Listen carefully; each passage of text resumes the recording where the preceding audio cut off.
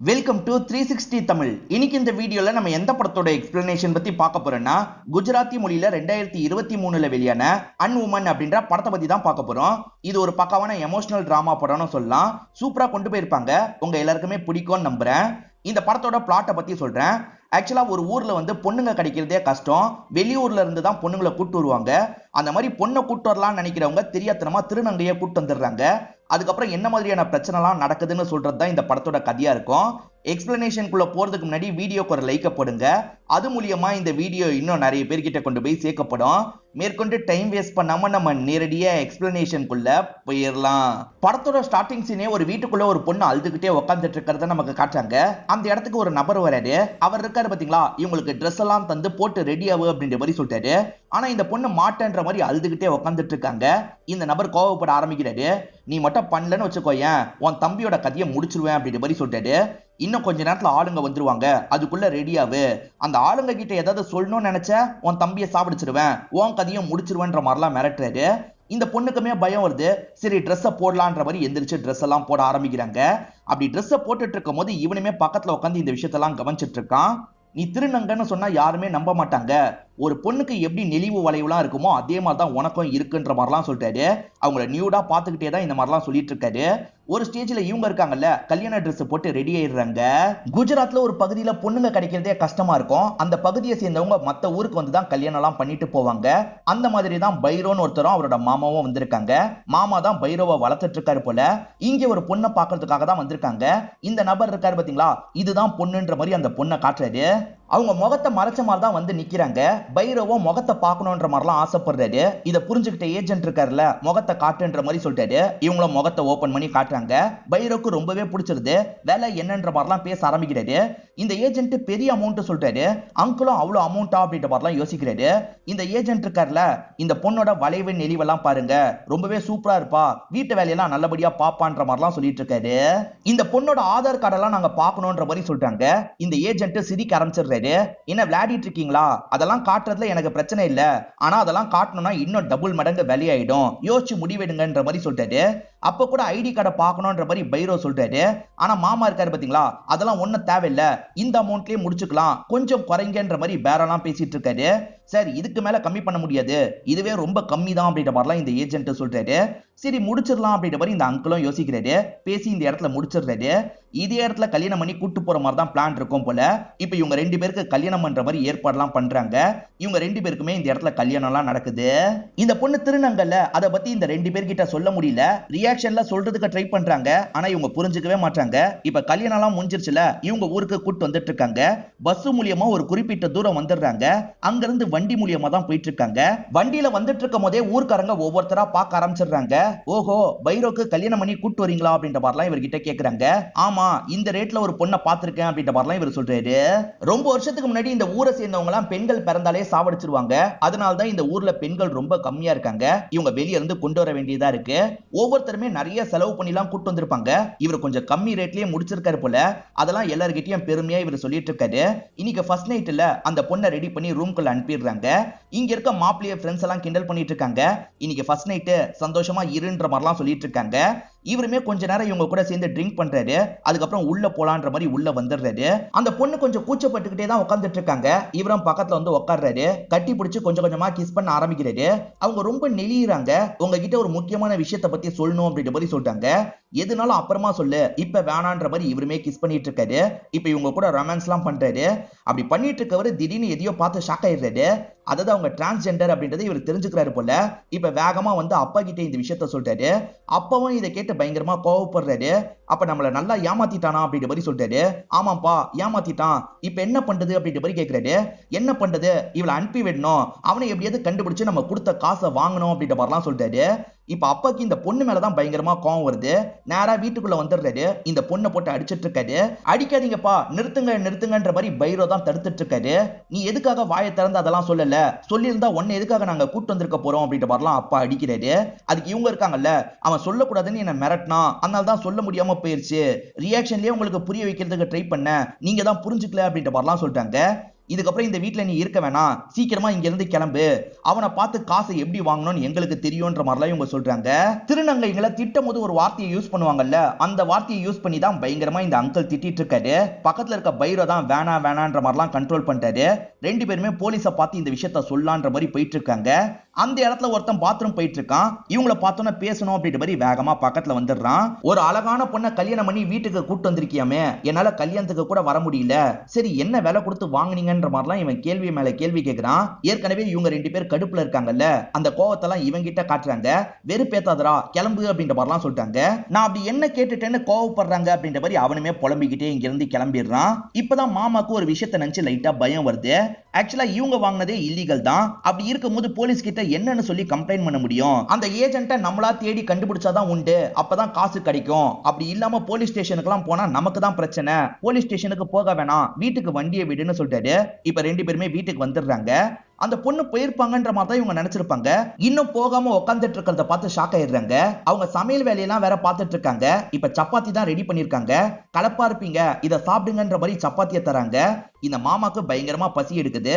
மாமா இருக்காருல, சட்டுன்னு அந்த சப்பாத்தி எல்லாம் சாப்பிட ஆரம்பிக்கிறாரு. நீ மட்டும் எதுக்காகடா நின்னுகிட்டே இருக்க, வந்து உட்காரு அப்படின்ற மாதிரி சொல்லிட்டாரு. இப்ப ரெண்டு பேருமே சேர்ந்த மாதிரி சப்பாத்தி எல்லாம் சாப்பிட்டுட்டு இருக்காங்க. இந்த மாமா கேரக்டரை நான் அப்பானே சொல்றேன். இப்ப அப்பாக்கு ஒரு ஐடியா தோணுது.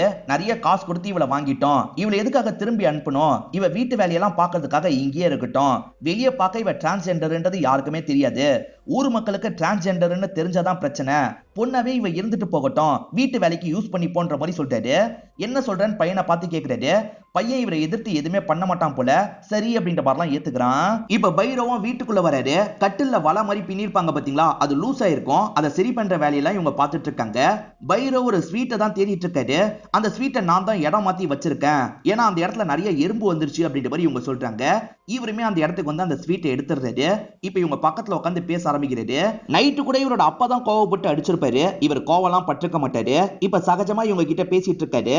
உன்னை போக சொன்னல, அப்ப கூட எதுக்காக போல அப்படின்ற மாதிரிலாம் கேட்கிறாரு. போறதுக்கு எனக்கு எந்த ஒரு இடமும் இல்ல, அதனால தான் இங்கேயே இருந்தன்ற மாதிரிலாம் இவங்க சோகமா சொல்றாங்க. இதை நினைச்சு இவருமே ஃபீல் பண்ணிட்டாரு. இவரு ஸ்வீட் சாப்பிட்டுட்டு இருக்காருல, அதுல ஒன்னு எடுத்து இவங்களுக்கு தராரு. இவங்களுமே வாங்கி சாப்பிடுறாங்க.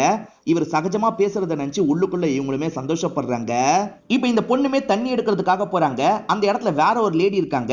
இந்த பொண்ணு கிட்ட பேச்சு கொடுக்க ஆரம்பிக்கிறாங்க. இந்த நேரம் தண்ணி எடுக்கிறதுக்காக வா, அப்பதான் நிறைய பேர் இருப்பாங்க, நம்ம ஜாலியா ஊர் கதையெல்லாம் பேசலாம் அப்படின்ற மாதிரி சொல்லிட்டாங்க. ஆனா இவங்க கிட்ட பேச பேச நம்ம மாட்டிக்க வாய்ப்பு இருக்குன்ற மாதிரி இவங்க கிளம்பிடுறாங்க. நைட்டு நேரம் இந்த மாமாக்கு காலெல்லாம் அமுக்கி விட்டுட்டு இருக்காங்க. அந்த லேடி கிட்ட பேசினதை மாமா கவனிச்சிருப்பாரு போல. அந்த லேடி கிட்ட எதுக்காக பேசின, அவ பயங்கரமா வாயை புடுங்குவா, இதுக்கப்புறம் அந்த நேரம்லாம் தண்ணி எடுக்கிறதுக்காக நீ போகாத, யாருமே இல்லாத நேரம் தண்ணி எடுத்துட்டு வந்துரு அப்படின்ற மாதிரி சொல்லிட்டாரு. இவங்களுமே சரின்ற மாதிரிலாம் ஏத்துக்கிறாங்க. அமுக்குனது போதும்ன்ற மாதிரி சொல்லிட்டாரு. இவங்களுமே உள்ள வந்துடுறாங்க.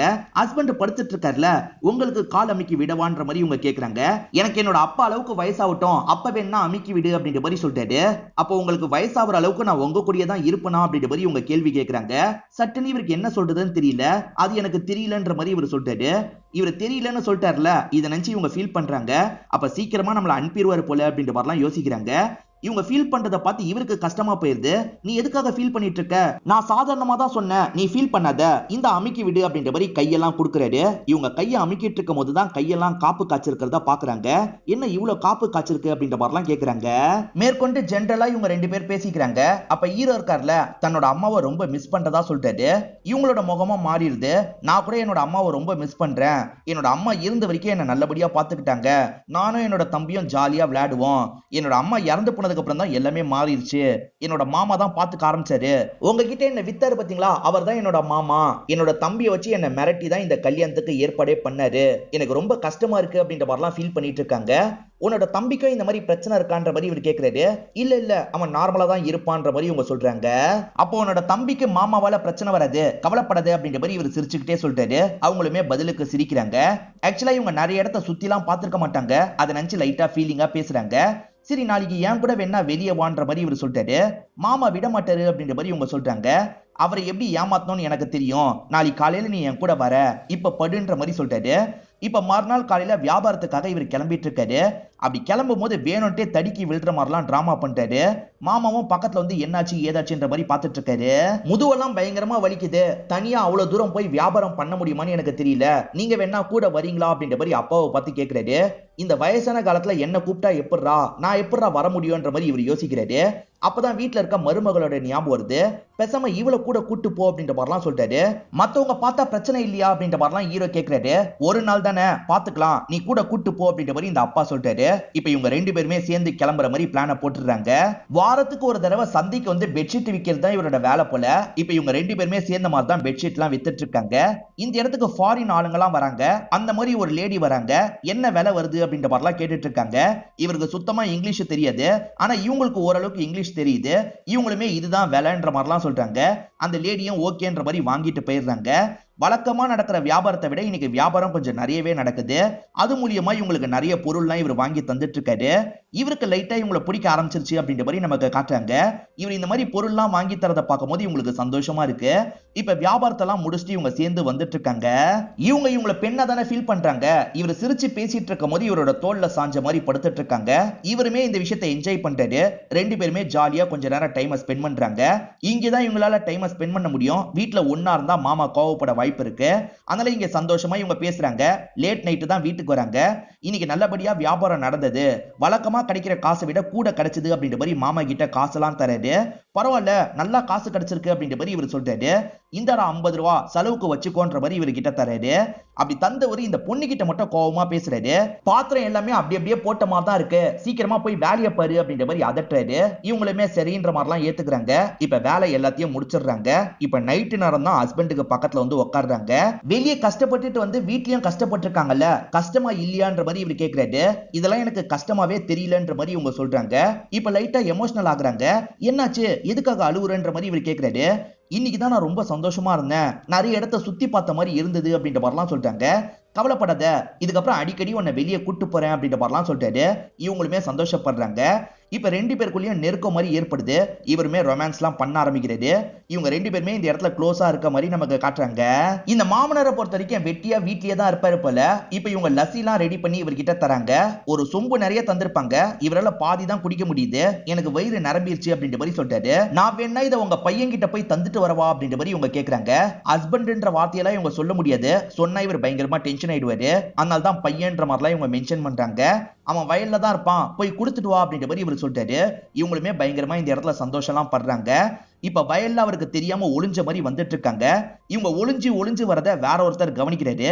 ஓஹோ, ஒளிஞ்சு போறாங்களா அப்படின்ற மாதிரிலாம் பார்த்துட்டு கிளம்பிடுறாரு. இவங்க சொம்ப அந்த இடத்துல ஃபர்ஸ்ட் தான் ஒளிஞ்சிருப்பாங்க. வேலையை முடிச்சுட்டு இவர் வந்துடுறாரு. சொம்ப பார்த்தோன்னே அவங்க வந்திருக்காங்கன்றத கண்டுபிடிச்சிடுறாரு. நீ இங்கதான் ஒளிஞ்சிருக்கன்னு தெரியும், வான்ற மாதிரிலாம் கூப்பிடுறாரு. இப்ப ஒளிஞ்சிருக்க இவங்களுமே சிரிச்சுக்கிட்டே அந்த இடத்துக்கு வந்துடுறாங்க. ஒரு ஹஸ்பண்ட் அண்ட் ஒய்ஃப் எப்படிலாம் ஜாலியா விளையாடுவாங்களோ அந்த மாதிரிலாம் இவங்க ஜாலியா விளையாடுறாங்க. இப்ப ரொம்ப நேரம் இந்த இடத்துல இவங்க பேசிட்டு இருக்காங்க. இப்ப நைட்டு நேரம் இந்த அப்பா இருக்காரு பாத்தீங்களா, எல்லாரும் கூடயும் சேர்ந்த மாதிரி ட்ரிங்க் எல்லாம் பண்ணிட்டு இருக்காரு. வயல்வெளியில ஒருத்தர் அவங்க விளையாண்டதை பார்த்தாரு பாத்தீங்களா, அவருமே ரெண்டு பேருமே ரொம்ப க்ளோஸா இருக்காங்கன்ற மாதிரி சொல்றாரு. எது ரெண்டு பேரும் க்ளோஸா இருக்காங்களா அப்படின்ற மாதிரி உள்ளுக்குள்ள இந்த மாமா ஷாக் ஆயிட்டு இருக்காரு. சீக்கிரம் ஒரு குழந்தை மட்டும் பிறந்துருச்சுன்னா கரெக்டா இருக்கும்ன்ற மாதிரி இங்க இருக்கவங்க பேசுறாங்க. குழந்தைன்ற வார்த்தை எடுத்தோன்னே இந்த மாமாவோட முகம் மாறிடுது.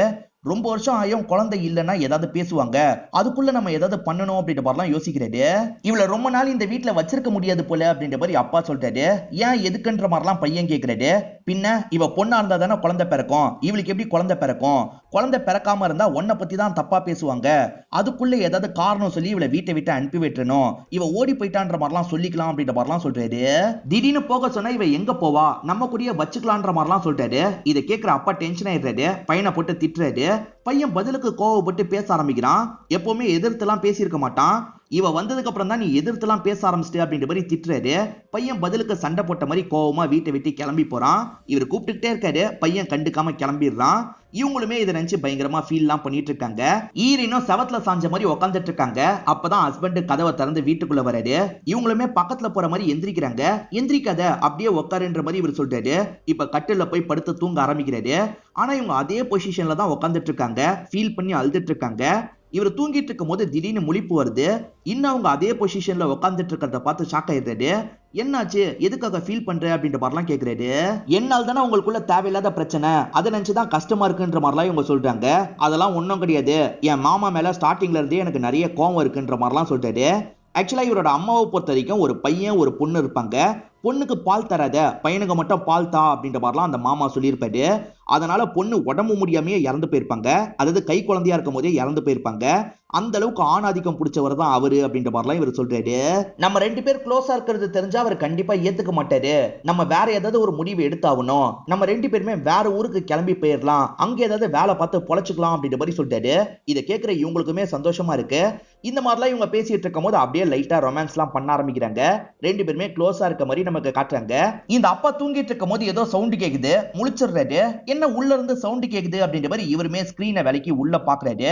பார்த்தா அந்த இடத்துல 2 பேருமே க்ளோஸா இருக்காங்க. பாக்குறவருக்கு ரொம்ப ஷாக்கிங்கா இருக்கு. பொதுவா ஹஸ்பண்டுங்க சாப்பிட்டு முடிச்சு கை கழுவுனதுக்கு அப்புறம் துடைக்கிறதுக்காக ஒய்ஃபுங்க அவங்க துணியை தருவாங்கல்ல, அந்த மாதிரிலாம் இவங்க தந்துட்டு இருக்காங்க. இது எல்லாத்தையும் இந்த அப்பா கவனிச்சுட்டு தான் இருக்காரு. இப்ப குத்தி காட்டுற மாதிரிலாம் பேச ஆரம்பிக்கிறாரு. என்னம்மா நீ ஒரு பொண்ணு நடந்துக்கிற மாதிரிலாம் நடந்துக்கிற, நீ ஒன்னும் பொண்ணு இல்லன்ற மாதிரிலாம் சொல்றாரு. இவர் எதுக்காக இந்த மாதிரிலாம் பேசிட்டு இருக்காரு, ஒருவேளை தெரிஞ்சிருச்சா அப்படின்ற மாதிரிலாம் இவங்க யோசிச்சுட்டு இருக்காங்க. நான் வரேன்ற மாதிரி இவருமே வேலைக்கு கிளம்பிடுறாரு. இப்ப நைட்டு நேரம் இந்த அப்பா இருக்காருல, காலெல்லாம் அமுக்க சொல்றாரு. வேணும்ட்டே வேஷ்டி எல்லாம் ரொம்ப ஏத்தி கட்டி இருக்காரு. வேணும்ட்டே இவங்க கிட்ட தப்பா அப்ரோச் பண்ண நினைக்கிறாரு போல.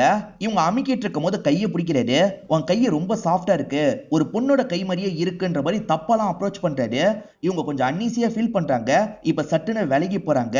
வேலையை முடிச்ச மாதிரி இவங்களுமே வீட்டுக்குள்ள போய் மத்த வேலையெல்லாம் பாக்குறாங்க. இவர் இருக்கார்ல, அவங்க கிட்ட தப்பா நடந்துக்கணும் அப்படின்ற மாதிரி யோசிக்கிறாரு போல.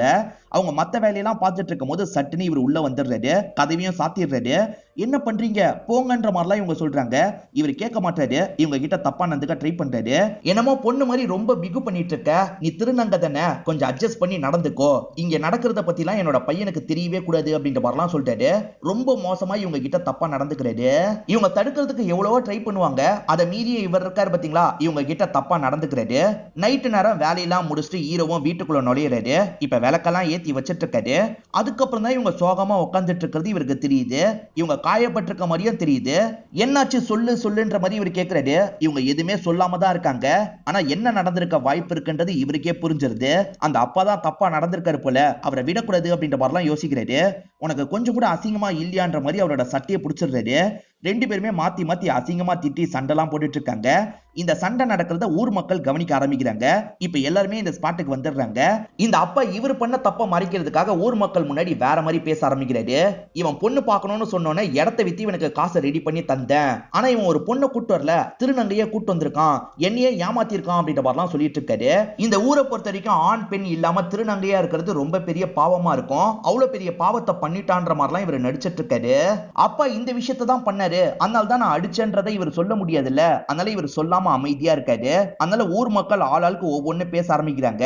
கண்டிப்பா இந்த விஷயத்தை பஞ்சாயத்தை கூட்டி தான் பேசணும் அப்படின்ற மாதிரி சொல்றாங்க. பஞ்சாயத்துன்னு வந்தா ஈரின் இதுக்கப்புறம் இந்த ஊர்ல இருக்க முடியாம ஆயிடுமே அப்படின்ற மாதிரி ஹீரோ பயங்கரமா ஃபீல் பண்ணிட்டு இருக்காரு. இப்ப பஞ்சாயத்து ஒரு இடத்துல கூடியிருது. பெரியவங்க எல்லாம் ஒரு இடத்துல உட்காந்துட்டு இருக்காங்க. என்ன விஷயம்ன்ற மாதிரிலாம் பேச ஆரம்பிக்கிறாங்க. திருநங்கையா இருந்தா ஊரை விட்டு அனுப்பிடுவாங்கன்றது ஹீரோக்கு நல்லா தெரியும். அதனால அவ பொண்ணு தான், என்னோட அப்பா தான் பொய் சொல்றாரு அப்படின்ற மாதிரிலாம் சொல்றாரு. இதை கேட்கிற அப்பா டென்ஷன் ஆயிடுறாரு. நானா பொய் சொல்றேன், இவன் தான் பொய் சொல்றான் அப்படின்ற மாதிரி சொல்றாரு. இப்ப சட்டுன்னு அந்த பொண்ணுக்கு பக்கத்துல வந்துடுறாரு. இவளை பார்க்க பொண்ணு மாதிரியா இருக்கு, இவளை பார்த்தாலே தெரியல இவ ஒரு திருநங்கை அப்படின்ற மாதிரிலாம் சுத்தி முத்தி காட்டுறாரு. அப்படியே கொஞ்சம் அட்வான்டேஜ் எடுத்துக்கிற மாதிரிலாம் நடந்துக்கிறாரு. உன் புருஷன் கிட்ட சொல்லாம சமாளிக்கிற மாதிரி இருந்திருக்கலாம்ல, இதெல்லாம் நடந்திருக்காது, இப்ப பாரு ஒன்னால தான் இது எல்லாமே நடக்குது அப்படின்ற மாதிரி அவங்களுக்கு மட்டும் கேட்கிற மாதிரி சொல்றாரு. ஏன்பா இந்த மாதிரி பண்ணிட்டு இருக்கீங்க, நிறுத்துங்க அப்படின்ற மாதிரி பையன் சொல்றான்.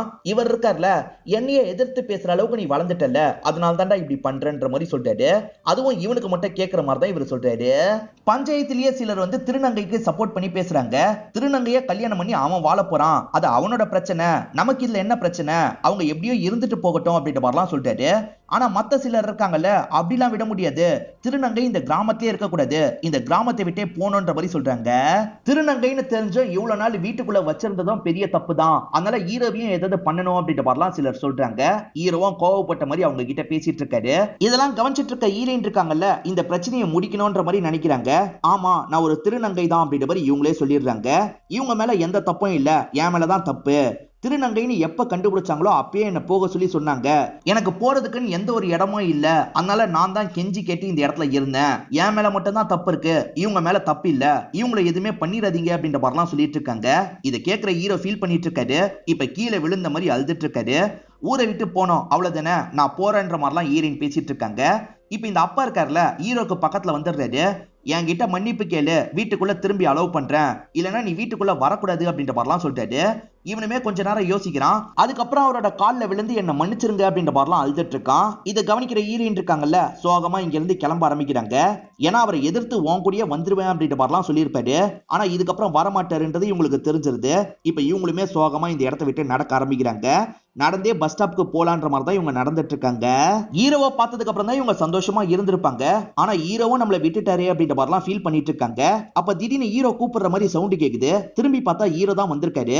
ஹீரோ மாமாவை எதிர்த்து தான் இந்த இடத்துக்கு வந்திருக்காரு போல. நான் ஏற்கனவே சொன்ன மாதிரி வேற ஒரு இடத்துக்கு நம்ம போயிடுவோம், அந்த இடத்துல சந்தோஷமா ஒரு வாழ்க்கையை வாழ்வோன்ற மாதிரிலாம் சொல்றாரு. இதை கேட்டு இவங்க சந்தோஷப்பட்டு வேகமா இவரை கட்டி பிடிச்சிடுறாங்க. பஸ் வரதுக்கு இவங்க வெயிட் பண்றாங்கல்ல, அதனால இவரோட தோல்ல சாஞ்ச மாதிரி தான் இவங்க படுத்துட்டு இருக்காங்க. பார்த்தா பக்கத்துல இருந்தது ஹீரோ இல்ல, வேற ஒருத்தர்ன்றது இப்பதான் இவங்களுக்கு தெரிய வருது. இவருமே படுத்துட்டு இருந்ததை என்ஜாய் பண்றாரு. ஊர்க்காரங்களாம் திருநங்கைன்னு சொன்னாங்க, ஆனா அதை நம்பவே முடியல. நீ ஒரு பொண்ணு மாதிரி தான் இருக்கன்ற மாதிரி கொஞ்சம் தப்பா அப்ரோச் பண்ற மாதிரிலாம் பேசிட்டு இருக்காரு. இவ்வளவு நேரம் இவன் தோல்ல தான் சாஞ்சிருந்தமா, அப்ப ஹீரோ வரலையான்ற மாதிரிலாம் இவங்க பயங்கரமா ஃபீல் பண்ணிட்டு இருக்காங்க. ஹீரோ அங்கேயே இருந்துடுறாரு போல. இப்பதான் பஸ் வருது. இவங்களுமே பஸ்ல ஏறிட்டு இருக்காங்க. பஸ்ல ஆண்கள் பெண்கள்லாம் சீட்ல உட்காந்துட்டு இருக்காங்க. இவங்க கொஞ்ச நேரம் எல்லாரையும் பார்த்துட்டு இருக்காங்க. என்ன நினைக்கிறாங்கன்னு தெரியல. இப்ப தரையில இவங்க உட்காந்துடுறாங்க. என்ன இந்த பொண்ணு கீழே உட்கார்றா அப்படின்ற மாதிரி எல்லாருமே ஆச்சரியமா பார்த்துட்டு இருக்காங்க. கண்டக்டர் வண்டிக்குள்ள வராரு. நீ எதுக்காக கீழே உட்காந்துருக்க, சீட் இருக்குல்ல, சீட்ல போய் உட்காரு அப்படின்ற மாதிரி சொல்றாரு. ஆண்கள் பெண்களுக்கு தான் இடம் இருக்கு, என்ன மாதிரி திருநங்கைக்கு எங்கேயுமே இடம் இல்லைன்ற மாதிரி விரக்தியா பேசுறாங்க. நடந்த எல்லா விஷயத்தையும் யோசிச்சு பார்த்து பயங்கரமா ஃபீல் பண்ணிட்டு இருக்காங்க. இதோடயே இந்த படத்தை நமக்கு முடிச்சிடுறாங்க. இந்த படம் உங்க எல்லாருக்குமே பிடிச்சிருக்கோன்னு நம்புறேன். இந்த வீடியோ உங்களுக்கு பிடிச்சிருந்ததுன்னா லைக் பண்ணுங்க, கமெண்ட் பண்ணுங்க, மறக்காம 360 தமிழ் சேனலை சப்ஸ்கிரைப் பண்ணுங்க. தொடர்ச்சியா இந்த மாதிரி வீடியோக்கள் வந்துகிட்டே தான் இருக்கும்.